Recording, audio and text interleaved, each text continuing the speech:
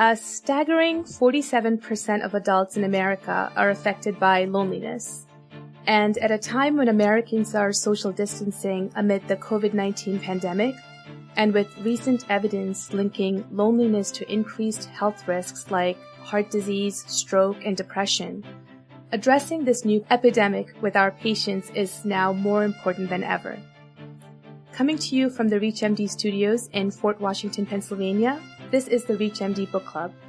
I'm Princy Mathew, and joining me is Dr. J.W. Freiberg, who also goes by Terry, to discuss his book titled Surrounded by Others and Yet So Alone, in which he studies chronic loneliness through the unique lens of a social psychologist. Terry, welcome to the program. Well, thank you very much. So, Terry, in your book, you've used storytelling in the way of 5 case studies to have us consider the complexity of human relationships. Why did you decide to write in this way as opposed to academic prose? Because everybody loves a story. Children, adults, everybody will listen to a story. And I find it a very effective way to reach people's emotions as well as their thoughts. And before we dig deeper, how do you define chronic loneliness? Loneliness, for me, is a sensation, not an emotion. It's like hunger or thirst or fear. It comes from the animal part of our brain, from the parietal lobe. So loneliness is something we get signaled, just as hunger or thirst, inadequate water, inadequate food, inadequate connection to others. Chronic, of course, is a different issue. We all feel lonely from time to time. We all get these signals of disconnection. But chronically lonely people, it's the world they live in. There are people with no connections, which I studied in a prior book called 4 Seasons of Loneliness. And then there are chronically lonely people who are around others but still subjectively feel lonely. And that's what the new book, Surrounded by Others and Yet So Alone, is all about. Thank you for that, Terry. You've described chronic loneliness just now as a sensation rather than an emotion. As healthcare professionals, how could this transform the way we care for our patients who may be chronically lonely? Well, I think there are some very powerful tools that we have to use. Let's start with the UCLA Loneliness Scale, version 3. It's been around now for over 20 years, and it has a remarkable statistical significance in terms of both reliability and validity. There's just 20 questions. Here's a couple of samples. How often do you feel that you are in tune with the people around you? Or another one is, how often do you feel part of a group of friends? So when you answer these 20 questions on a scale 1 through 4, never, rarely, sometimes, and often, and when you add them up at the end, they quite cleverly give you an accurate picture of how well connected you are to others in your life, whether you really have relationships that are working for you or not.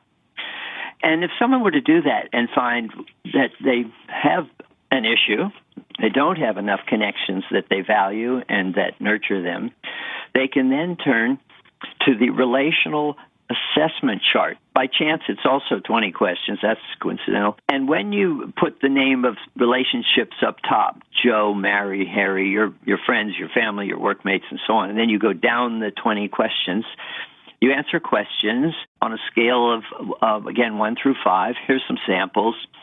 This person trusts me with his feelings, or I can count on this person to help me out in an emergency, or despite our different roles, we treat each other as equals.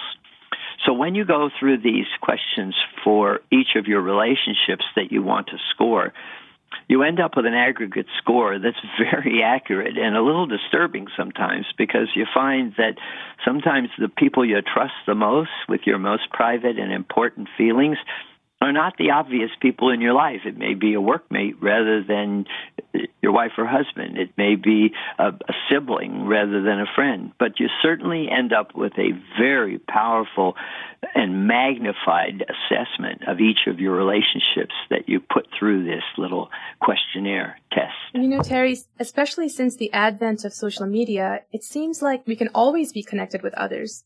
So how does technology figure into the loneliness epidemic? Well, it's a complex question and answer, as you might imagine. Obviously, the media can be used in a healthy way that helps one stay connected, or one can bury oneself in the media and be lost from face-to-face connecting with others. I think one of the powerful tools is the new media, FaceTime, Zoom, and their competitors that allow visual representation to be present while there is oral communication. And this allows mirroring, this skill of reading the intentions and emotions in people they're speaking with. So one can use the media wisely or, as so many young people do, overuse them.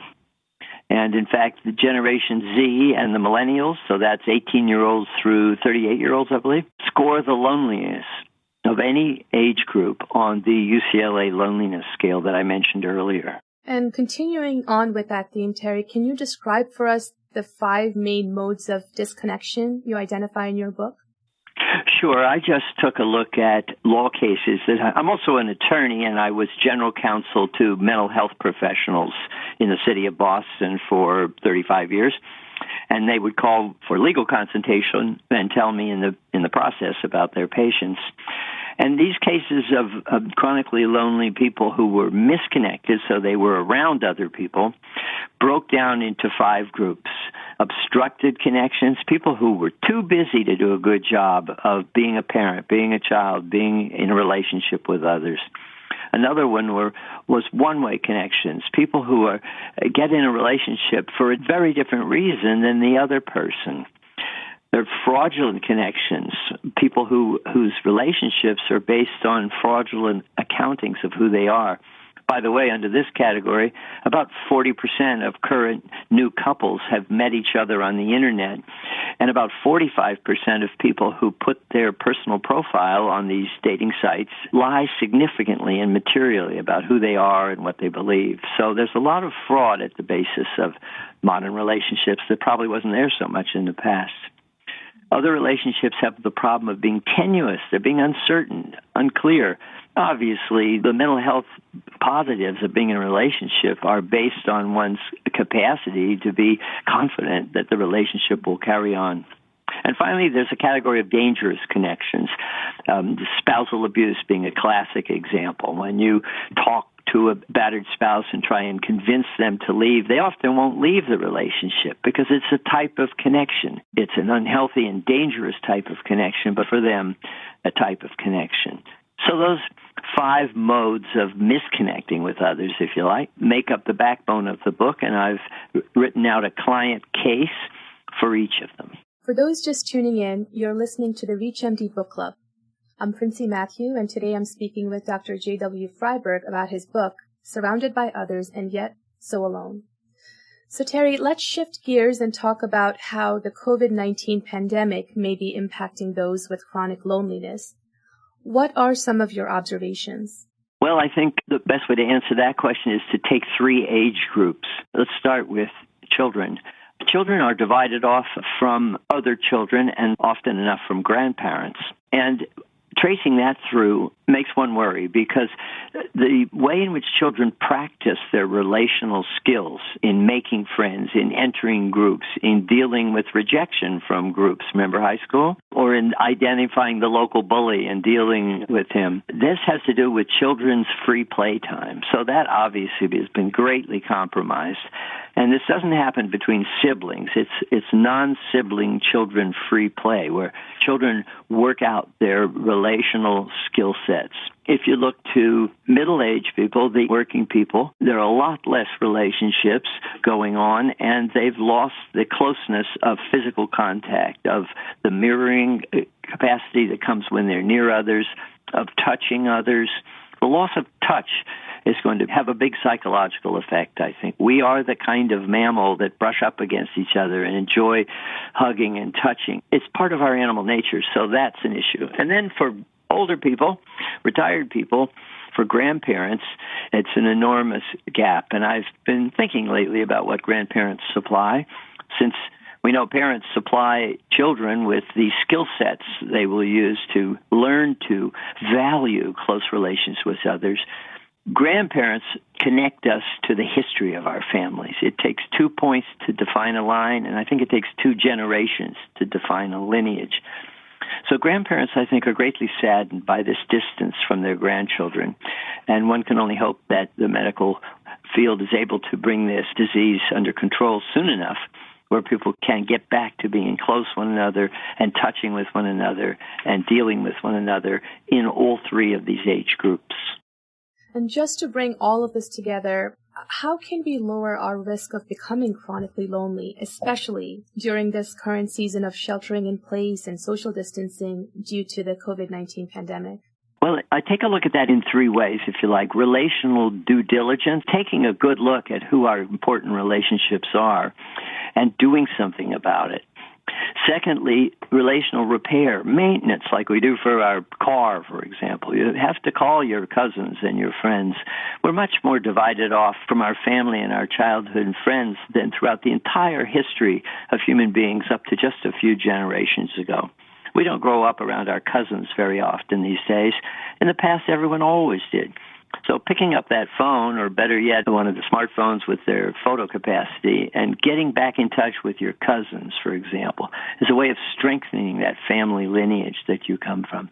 And thirdly and finally, relational creation, getting out there and meeting new people, joining the kind of groups where you're likely to meet the kind of people that you can relate to and create relationships with. That obviously is more difficult to do while we're locked at home, but hopefully that will be possible.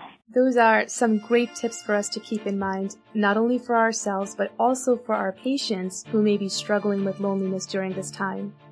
And with that, I want to thank my guest, Dr. J.W. Freiberg, for joining me to discuss his book, Surrounded by Others and Yet So Alone. Terry, it was great having you on the program. It was my pleasure indeed.